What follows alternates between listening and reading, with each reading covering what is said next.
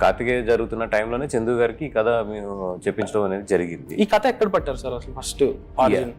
ఈ కథ ఏంటంటే నా చైల్డ్హుడ్ ఫ్రెండ్స్ భాను వీళ్ళు ఉన్నారు, రియాజ్ భాను అని వీళ్ళు ఉన్నారు. వాళ్ళ ద్వారా ఫస్ట్ నాకు వచ్చింది, భాను ద్వారా వచ్చింది. వచ్చినప్పుడు ఏంటంటే ఇట్లా ఒక ఒరిజినల్గా జరిగిన కథ ఉంది, ఇలా కార్తిక్ అని ఒక రైటర్ ఉన్నాడు, ఆయన ఇట్లా కథ బాగుందని చెప్పి ఆయన వచ్చి తీసుకొచ్చారన్నమాట నా దగ్గరికి.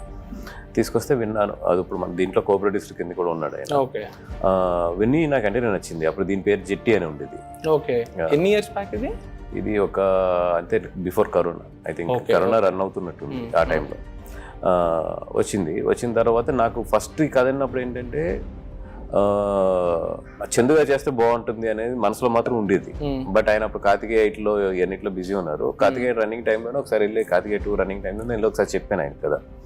చెప్తే నెక్స్ట్ డే ఆయన కాల్ చేసి, లేదు భాస్కర్ చాలా బాగుంది, బట్ నా దగ్గర ఇంకో కథ ఏదో నేను తయారు చేసుకుంటున్నాను, బట్ ఈ కథ నన్ను హాంట్ చేస్తుంది, ఒకవేళ ఇన్ కేస్ నేను డైరెక్ట్ చేసినా చేయకపోయినా I want to be A part of this film అని అన్నారు.